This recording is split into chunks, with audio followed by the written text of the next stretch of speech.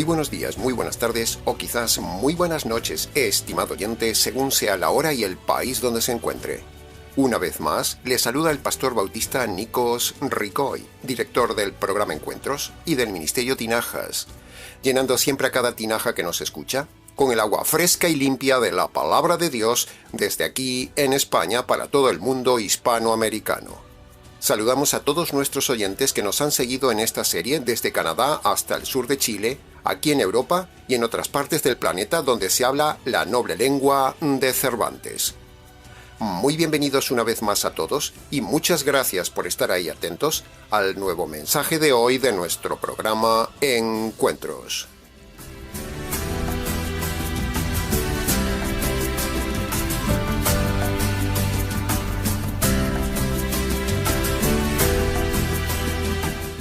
Terminaremos hoy con el análisis de los versos finales del verso 30 al 33, de donde sacaremos, como en todo estudio expositivo, primero, la enseñanza teológico-doctrinal y segundo, la enseñanza aplicativo-personal. El capítulo 9 de Romanos, como ya hemos dicho en todos los programas anteriores, es una de las partes más complejas de la palabra de Dios. Y precisamente por esa complejidad hemos tratado hasta hoy de hacer comprensible y sencillo para usted todo el estudio serial de Romanos capítulo 9 que concluiremos hoy. Así que, con su esfuerzo de atención y nuestro esfuerzo de explicación, conseguiremos cerrar hoy la correcta y completa interpretación de todo el capítulo 9 de Romanos.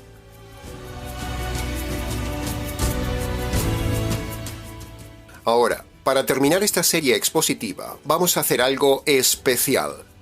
En lugar de analizar los versículos restantes, 30, 31, 32 y 33, en ese orden, vamos a invertir el análisis y vamos a empezar por el último versículo, el 33, y acabaremos con el análisis del verso 30. Y al final del mensaje, usted comprenderá por qué lo hicimos así.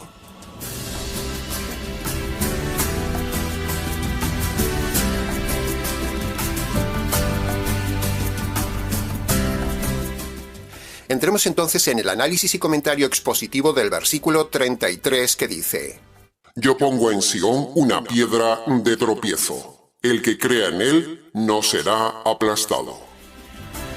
Esa piedra, evidentemente, es el Señor Jesús, a él se refiere, profetizado con esa ilustración de una piedra ya desde el Antiguo Testamento, y esa piedra angular, que es la clave para todo edificio físico, como usted puede ver en pantalla, en lo práctico y espiritual, se refiere a que el Señor Jesús debe ser la piedra angular de nuestra vida.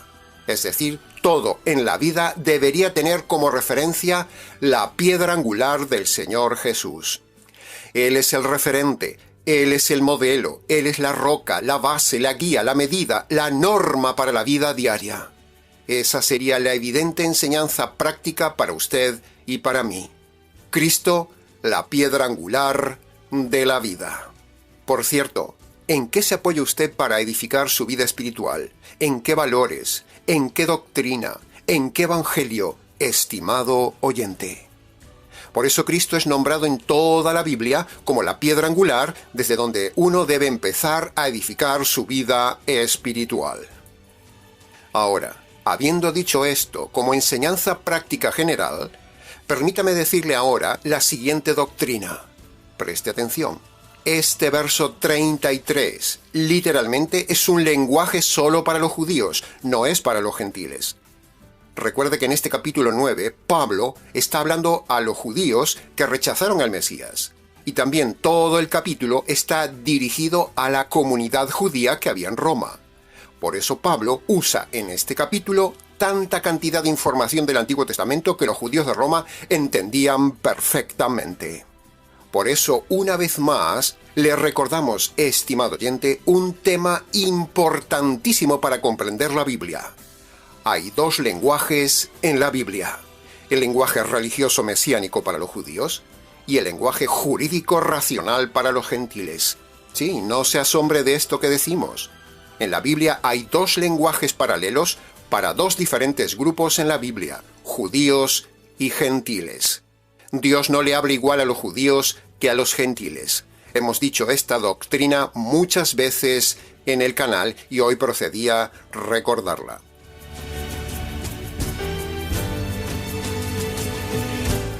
Cuando uno lee a Pablo, uno debe tener un poco de cuidado al leer sus escritos, porque cuando Pablo escribe en sus cartas, no pone títulos, no pone apartados, no pone algo así como: esta parte es para los judíos y esta otra parte de la carta es para los gentiles. No. Pablo no escribe así. Esa no era la forma ni costumbre de escribir antes. Antes se escribía todo junto y de forma muy básica, con muy pocos recursos gramaticales y pocos recursos ortográficos. Entre esos recursos que no se usaban en aquel entonces está, por ejemplo, lo que dijimos antes: no usar títulos, no usar apartados, no usar paréntesis, no usar comas, no usar comillas y más recursos que usamos en el día de hoy para enriquecer y aclarar la escritura. Por eso, cuando uno como predicador analiza y estudia la carta a los romanos, o podríamos decir cualquier otra carta del Nuevo Testamento, debemos andar con cuidado porque hay partes que son para los gentiles y partes que son para los judíos, pero no se dice dónde empieza una y dónde empieza la otra. No tenemos nada en la carta que haga esa separación de textos para judíos y gentiles. Por eso hay que analizar expositivamente cada versículo y su contexto con mucho cuidado, para ver a quién va destinado el pasaje. Tal es el caso de este pasaje del versículo 33. Este es un pasaje que no es para los gentiles. Usted no le puede hablar a un gentil con lenguaje judío. Si usted le dice a un gentil, por ejemplo, que crea en la piedra angular, a un gentil eso no le significa nada. Pero a un judío sí, porque los profetas del Antiguo Testamento habían hablado del Mesías como la piedra angular de un edificio.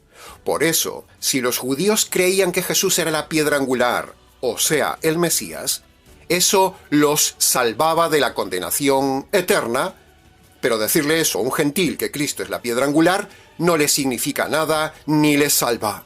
¿Comprende el tema de los dos lenguajes, estimado oyente? Cuando un pastor utiliza este pasaje y habla a la audiencia de que deben creer en Jesús como la piedra angular en su vida, o que crean en la sangre de Jesús, o que crean en Jesús simplemente para salvarse, con ese lenguaje judío, eso no salva a los gentiles. Y eso es enseñar equivocadamente a la gente, porque ese lenguaje es judío, no es para los gentiles, ni tampoco les salva. Ahí está el grandísimo error de los pastores del día de hoy, que desconocen esta doctrina de que en la Biblia hay dos grupos. Por lo tanto, hay dos lenguajes y dos enfoques diferentes de la salvación. Los pastores del día de hoy toman el enfoque y el lenguaje judío y se lo aplican a los gentiles. Y hay otro error más todavía, que también cometen los predicadores del día de hoy, y es aplicar los pasajes de los convertidos del Nuevo Testamento, aplicárselo a las cabras inconversas. Ambas cosas falsas y mal enseñadas se ven todos los días en las iglesias del día de hoy y en Internet. Dos gravísimos errores homiléticos de los pastores, estimado oyente. Primero, usar lenguaje judío aplicado a los gentiles, y el lenguaje de los convertidos aplicado a los inconversos. En cambio, en este ministerio nos esforzamos en explicarle al oyente con detalle este tema tan importante de los dos grupos y de los dos lenguajes. Por eso, nuestro lenguaje en el canal nunca es un lenguaje judío, sino siempre es un lenguaje racional y jurídico a los gentiles. A los judíos les salva creer que Jesús es la piedra del ángulo de salvación. Pero a los gentiles les salva creer que el Evangelio de Jesús es la piedra angular de salvación. ¿Comprende la diferencia, estimado oyente? También Pedro usa esta frase de la piedra angular, tomado de Isaías capítulo 28, versículo 16, o del Salmo 118, versículo 22. Nos gusta mucho cómo lo dice Pedro en 1 de Pedro capítulo 2, versículos 6 al 8. Pedro, ese hombre que en su día fue tosco y bruto pescador, sin embargo, en su carta, precisamente dirigida a los judíos, le da un toque especial cuando habla del Señor Jesús, llamándolo piedra preciosa, el autor de algo también muy precioso. el Evangelio a los gentiles. De esa piedra preciosa, Jesús, sale algo muy precioso, el Evangelio de Jesús.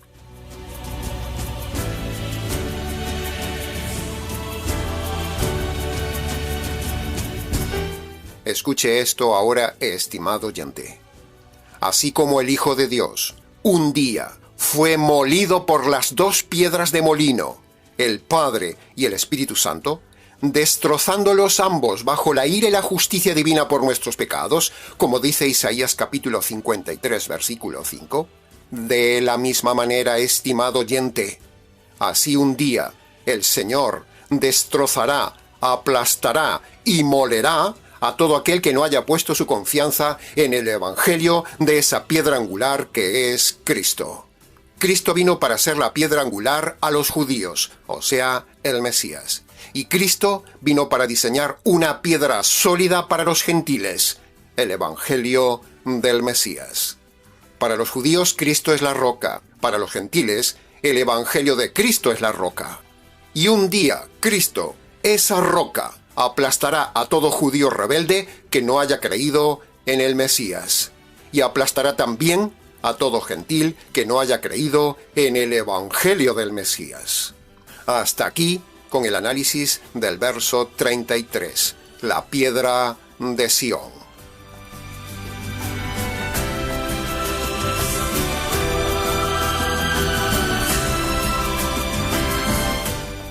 Entremos ahora en el análisis y comentario del versículo 32 y 31, que son similares, y parafraseados esos versículos quedarían así. Israel, por ir tras su propia justicia, no alcanzó la justicia de salvación. ¿Por qué? Porque iban tras la salvación no por la fe en el Mesías, sino por las obras de la ley de Moisés. Aunque aquí en estos versículos, literalmente está hablando de Israel, o sea, a los judíos, de la misma manera, estimado oyente, podríamos aplicarlo a nosotros y decir que en el día de hoy hay mucha gente, hay muchas religiones que pretenden alcanzar la salvación ante Dios por medio de las obras buenas, como vemos en este pasaje que pretendía hacer también Israel. Pero Dios dice que esa forma de salvación no vale ante Dios. Israel se equivocó en esto, estimado oyente, al igual que lo hacen muchas religiones del día de hoy que pretenden alcanzar la salvación por medio de las obras buenas, por medio de las obras de justicia, por medio de obras morales, por medio de cumplir la ley de Dios y un largo etcétera. En definitiva, hablando en lenguaje popular, la gente cree que se salva por ser buena persona, pero ante Dios nadie es buena persona. Así que le rogamos a nuestra audiencia católico-romana y a toda persona que se crea buena persona que reflexione en esto, por favor, porque tratar de salvarse por las obras buenas ante Dios aún le condena más. Cuando una religión tipo Iglesia Católico-Romana establece su propia liturgia para salvar a la gente, cuando dice que por cumplir los mandamientos uno se salva, o por seguir sus normas y dogmas uno se salva, al enseñar este error, se está pareciendo a Israel, que quería establecer su propia forma de salvarse cumpliendo la ley de Moisés. Pero Dios le dijo que no, porque la ley condena, no salva. ¿Se da cuenta que las religiones están enseñando al revés?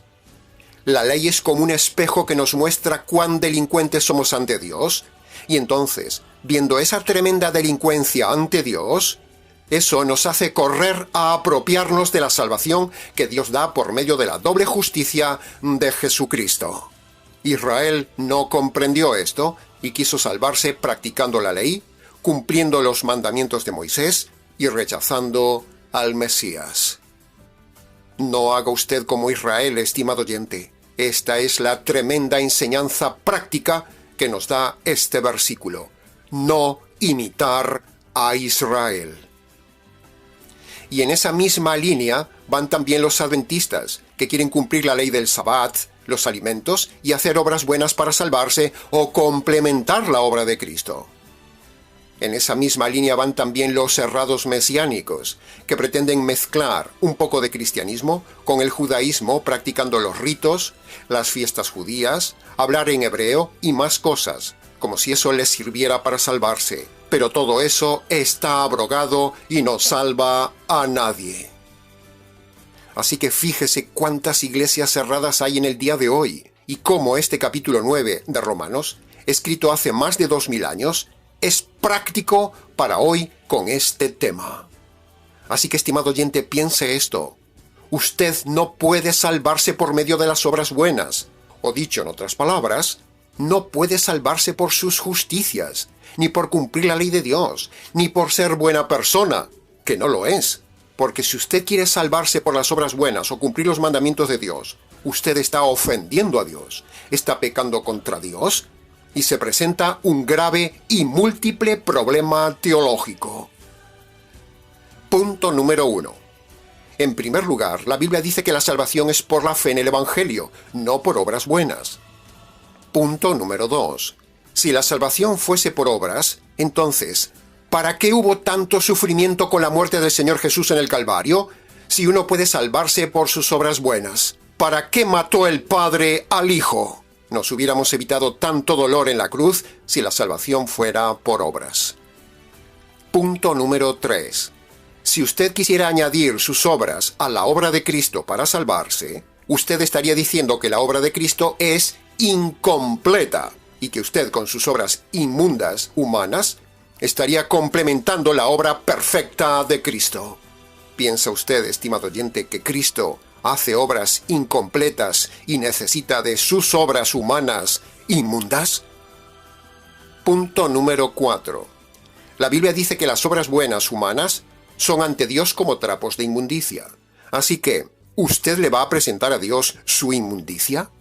Las obras buenas son para servir a los hombres, no para salvarse ante Dios, estimado oyente. Se lo repito.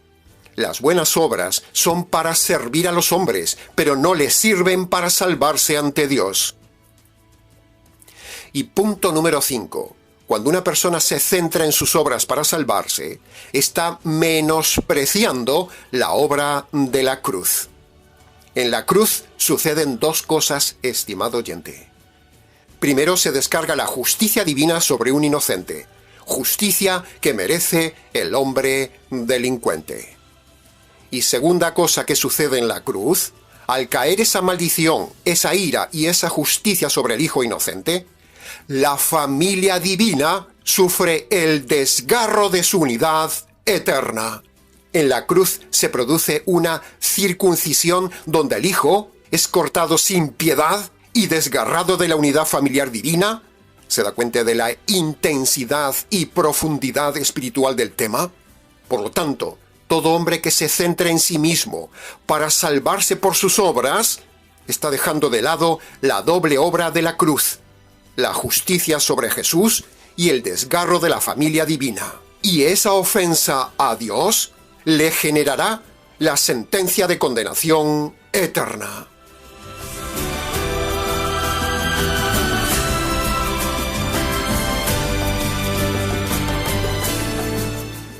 Hay de todas esas sectas, hay de todas esas religiones que enseñan que uno puede salvarse por sus obras o añadir sus obras a la obra de Jesús y dejan de lado la justicia caída sobre el Señor Jesús.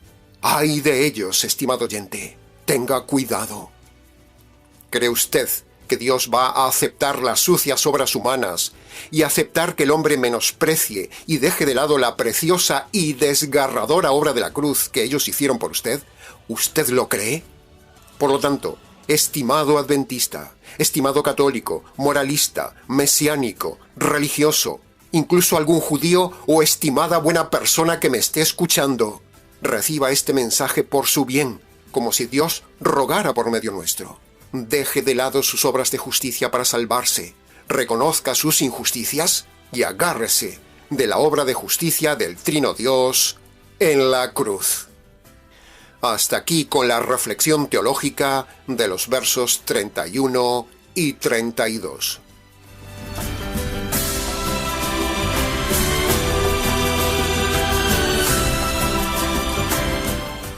Y pasemos ahora al análisis del último versículo, el versículo 30.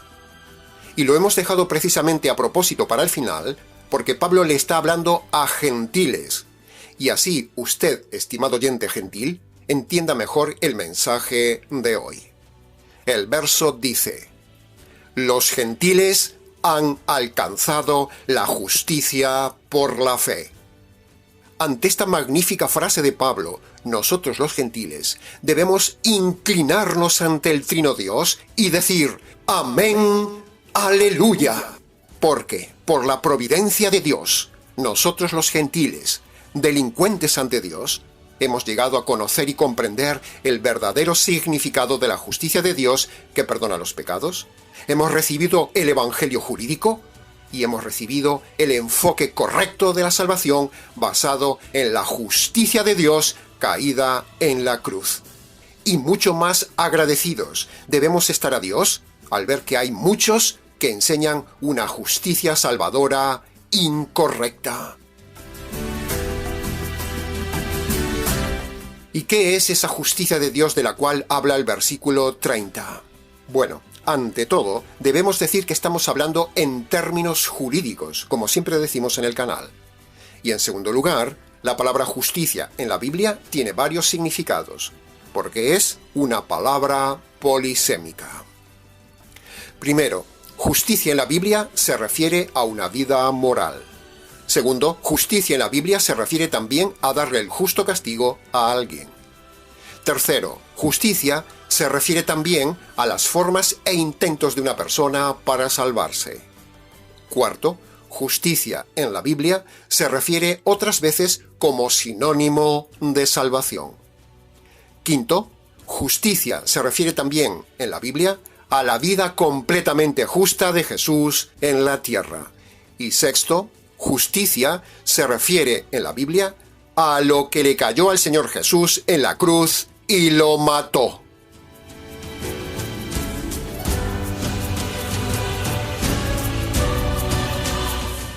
Todos estos, estimado oyente, son los diferentes significados de la palabra justicia en el Nuevo Testamento. De todos estos significados de la palabra justicia, aquí Pablo, en el verso 30, se refiere a la justicia como la salvación que ha llegado hasta nosotros los gentiles y que se obtiene por medio de la fe. Esta frase del verso 30 es una frase maravillosa, una de las más preciosas frases de la Biblia. Que nosotros, los gentiles, hayamos tenido el privilegio de conocer la justicia de Dios en la cruz y podamos apropiarnos de ella por medio de la fe para ser declarados justos ante Dios. Eso es fantásticamente maravilloso y jurídico. Bien, habiendo explicado entonces los diferentes significados de la palabra justicia en la Biblia, ahora nos toca explicar brevemente lo que es la fe que habla el versículo 30. Aunque mucho se ha hablado de lo que es la fe, nosotros en el equipo de trabajo del Ministerio Tinajas le diremos a usted que, punto número 1, la fe es el medio por el cual se obtiene esa justicia caída en la cruz para quedar inocentes y salvos ante Dios, antes de que nos llegue a nosotros el juicio de Dios. Esta es la enseñanza doctrinal. Ahora, punto número 2, veamos la enseñanza ilustrativa. La fe es como una mano de goma que se extiende desde ahí donde está usted y se extiende hasta el Calvario 2000 años atrás. Entonces, cuando usted extiende su mano, toma esa justicia caída sobre el Señor Jesús en la cruz, la trae y hace suya esa justicia, esa es la fe que a usted le salva. Así es la fe, una mano de goma extensible con la cual se obtiene la justicia del Hijo que nos da salvación eterna. Bien, habiendo definido la justicia y la fe, ahora, estimado oyente, le toca a usted. Primero, reconocer sus injusticias. Y segundo, estirar su mano para apropiarse de esa justicia caída sobre Jesús.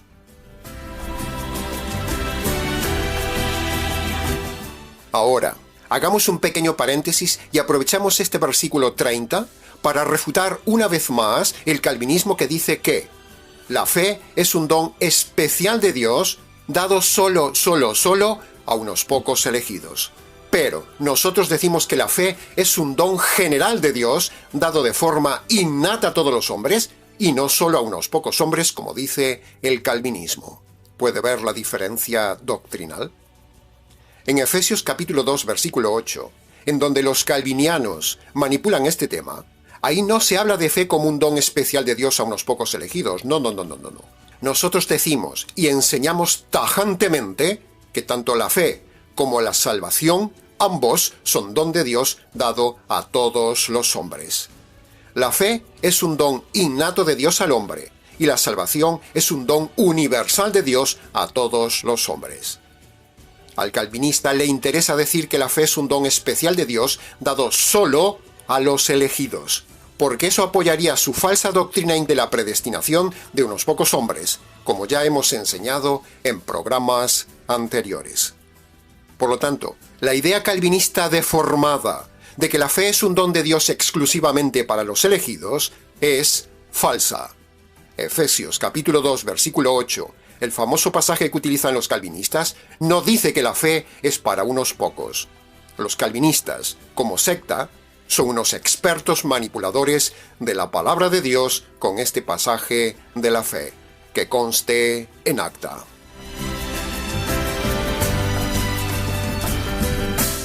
Bien, volviendo a la reflexión de lo que dice el verso 30. ¿Sabe una cosa más, estimado oyente? Usted y yo somos privilegiados, porque nos ha llegado milagrosamente a nosotros a través de los siglos la verdadera fe en la verdadera justicia de salvación. Mire esto. Hay fe errada, hay fe a medias y hay fe verdadera. Hay iglesias erradas, hay iglesias con media verdad y hay una pequeña iglesia verdadera. Hay justicia falsa, hay justicia a medias y hay justicia completa y verdadera. Hay evangelio falso, hay evangelio a medias y hay evangelio jurídico verdadero. Con todo esto, por eso le decíamos que es admirable que haya llegado a nosotros el correcto evangelio para que ponga su fe verdadera en ella y sea salvo de forma verdadera y se cumpla el verso 30 en usted. Parafraseando el verso 30, para que usted lo comprenda mejor, podríamos decirlo así. Preste atención. Nosotros los gentiles hispanos y americanos, por pura providencia divina, ha llegado hasta nosotros el verdadero conocimiento del Evangelio de la justicia caída en la cruz, que nos da salvación por medio de la fe. ¿No le parece precioso haberlo leído así más claro, más cercano y más personal? Así que no desaproveche esta oportunidad, estimado oyente.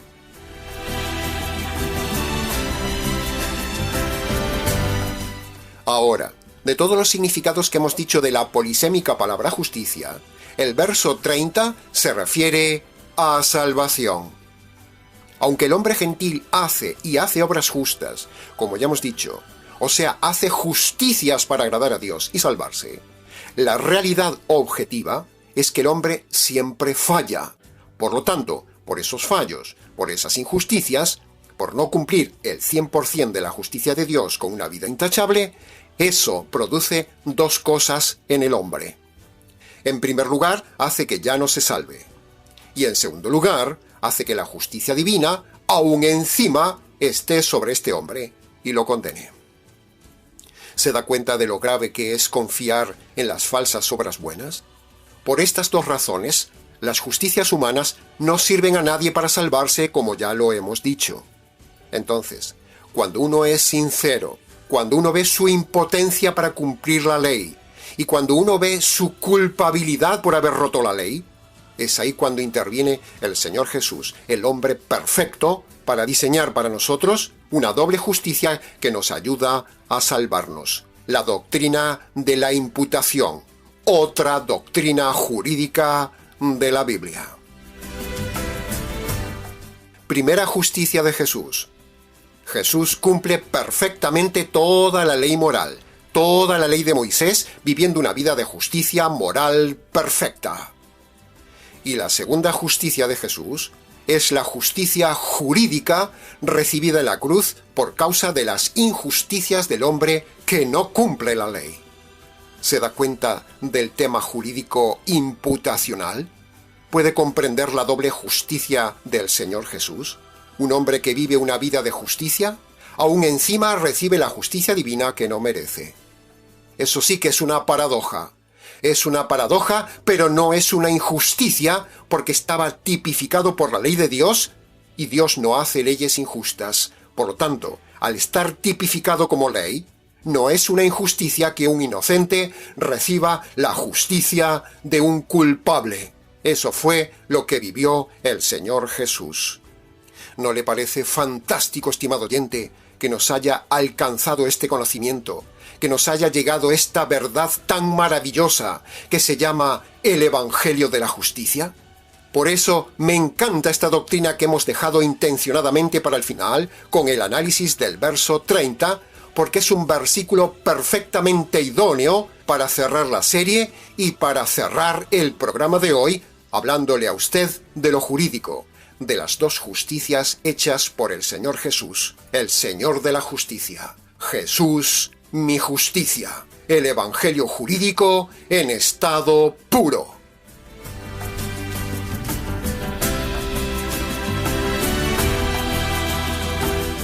Bien, habiendo dicho todo esto, la decisión está ahora solo en sus manos, estimado oyente. Está en su libre albedrío por medio de la fe, como dice el verso 30.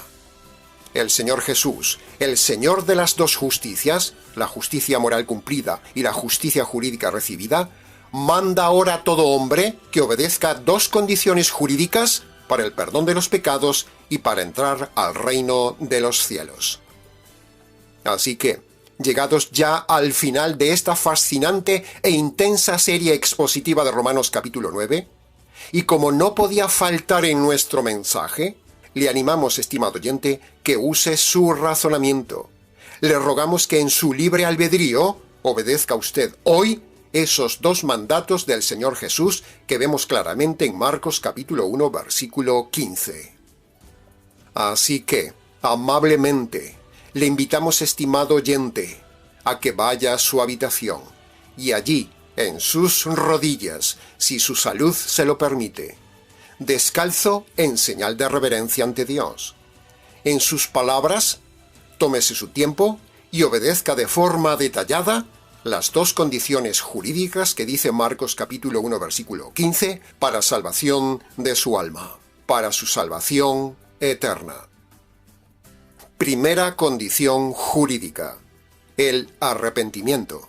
El arrepentimiento es un término jurídico que significa que usted debe reconocer de forma concreta ante Dios los pecados que se acuerde de su vida pasada y debe abandonar los pecados que esté haciendo en el tiempo presente. Dios sabe que usted no puede acordarse de todos los pecados de su vida, estimado oyente, así que a Dios le vale la parte por el todo, o sea, a Dios le vale que usted reconozca los pecados que se acuerde y los que vengan a su mente. Reconózcalos y decida abandonarlos. Esto es el arrepentimiento, la primera condición. Tiene una lista de pecados en la descripción del vídeo para ayudarle mejor a recordar los suyos. Segunda condición jurídica para su salvación. Usted debe reconocer que Dios, el juez justo, descargó sobre el Señor Jesús la justicia divina que usted merecía recibir. Y a la vez, usted debe apropiarse por la fe de esa justicia divina que le cayó al inocente Señor Jesús.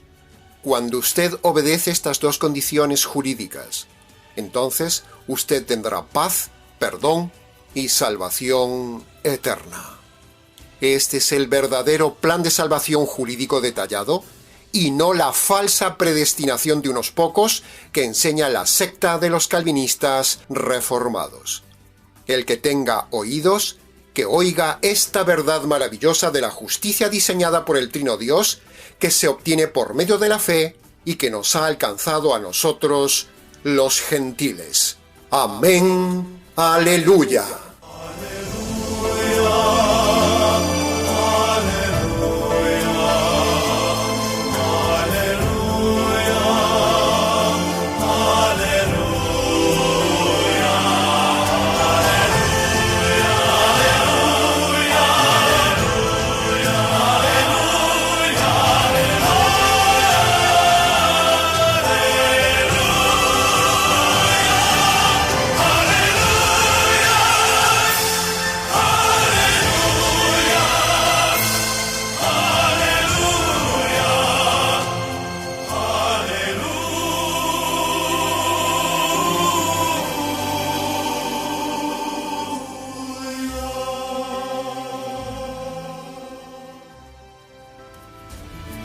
Y hasta aquí, estimado oyente, con el final de la serie completa de Romanos capítulo 9. Ha sido un honor poder hacer para usted este estudio expositivo verso a verso, con toda preparación doctrinal, hecho de todo corazón para usted y hecho delante de Dios y de los ángeles. Esperamos que le haya ayudado en su vida personal y también que le haya ayudado en la comprensión de la palabra de Dios en lo doctrinal. Mucho más se pudo haber dicho en la serie, pero con lo dicho fue suficiente. Para preguntas, consultas, comentarios y demás sobre la serie, si quiere, escríbanos. nicos@gmx.es. ¿Les ha enseñado la verdad? ¿Solo la verdad y nada más que la verdad contundente de todo este capítulo 9 de Romanos? Este pastor bautista y anticalvinista, Nikos Ricoy, expositor bíblico del Ministerio Tinajas, desde aquí, en España. Reciba un saludo especial de parte del equipo de trabajo del Ministerio Tinajas, que ha elaborado toda esta serie para usted. Será entonces con el gusto de siempre, hasta el próximo encuentro con la Palabra de Dios, aquí, en nuestro habitual programa Encuentros.